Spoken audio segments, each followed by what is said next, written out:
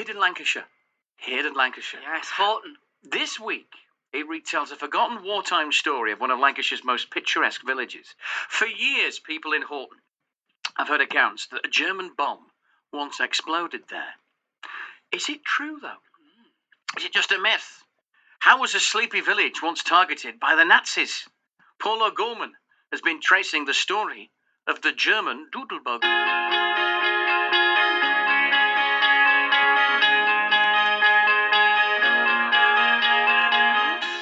Today's Hidden Lancashire comes from the village of Gregson Lane between Blackburn and Preston, and it's a place I know really well.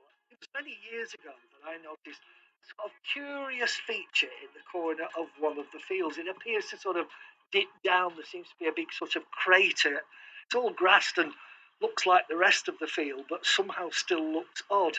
And then not too many years ago, a blue plaque appeared. It says, a V1 flying bomb exploded here on Christmas Eve 1944. And all we got was a doodlebug for Christmas. Who mysteriously put the plaque there? My investigations have revealed that it was actually local historian and folk musician Graham Dixon. He's here with his wife Bernadette. A doodlebug was a German sort of motorised bomb, wasn't it? Like a German cruise missile, yeah, really, yeah. And I know they used to sort of launch them from France. Bernadette and I got married in 1979, and I used to often run Bernadette and her mother up the road here, and her mother always used to point out of the window and say, that's where the doodlebug exploded. And I used to think, no, they didn't come this far, surely, you know. And I'd mentioned it to my dad, who was a bit of an aircraft buff, and he said, no, they didn't come this far. And then my dad phoned me up, he said, there's a magazine here telling about the doodlebug that landed on Gregson Lane in Christmas Eve 1944. The doodlebug was not launched from France like the ones that hit London. They were air launched from under the wings of Heinkel bombers over near Hull. And I also got in touch with a chap named Bernadette, who's long gone now, but he lived about 4 doors away from me. His mum and dad were in the vicinity when it exploded, and he was obviously worried. He cycled up Gregson Lane, and his front wheel of his bike hit the barn door that had blown off, and he went over the handlebars and knocked himself out. He was the only casualty. It completely, more or less, demolished the cottages there, broke lots of windows in Bourne's Mill. They were designed to terrorise and cause as much damage as possible. But nobody was injured. It was a Christmas miracle.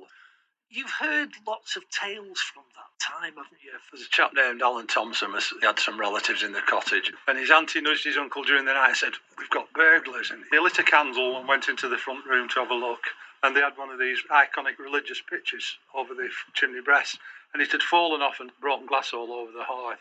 And they were stood there looking at it, then bang, the bomb went off and blew the rest of the cottage away. If they'd have been in bed, they would have been goners. Somebody else was saying that the signal box just at the level crossing, Christmas, the signalman had probably had a couple of pints before he went on shift for the night. Nature called very loudly, and he went down the steps to water the nettles. Bang, the signal box went. If he'd have been still in the signal box, it would have been a goner. But the best story of the lot was a lady named Irene Bolton. She lived on Bourne's Road, which is just across there. Her uncle was home from the war, staying with them. He was in bed, and he had a glass with his false teeth in at the side of the bed. The bomb went off, the windows in the house went, the glass stayed intact, but the false teeth split. My mother-in-law, when I said to her, you're right, it was a doodlebug, she said, well, I know it was. She said, I've got a leaflet that came out of it. And she had a propaganda leaflet to address to prisoners of war's wives and asking them to write so that they could establish how accurate the targeting was. Now it's quite a number of years ago and people are starting to forget it, but you didn't want that to happen, did you? No. You snuck this plaque up, yeah, and then you immortalised the whole tale in a song. Some of us wanted bicycles, some of us wanted toys, most of us wanted Daddy to come home. All of us wanted peace on earth, a Yuletide full of joys. So you haven't got your talking, all we just got your got was singing. a doodlebug for Christmas. You haven't got your talking. I call it V1 Merry Christmas. Another Christmas miracle. No one came to any harm. The day the doodlebug exploded down on Hesker's farm. That's Graham and Bernadette Dixon with their band Trouble at Mill, singing about the day that a German flying bomb, the Doodlebug, exploded in Gregson Lane in Horton. If you've got any story that's so well hidden, Paul might struggle to find it, then email me if you want to, and I'll tell him where to go, so to speak. You can email us at graham.liver@bbc.co.uk.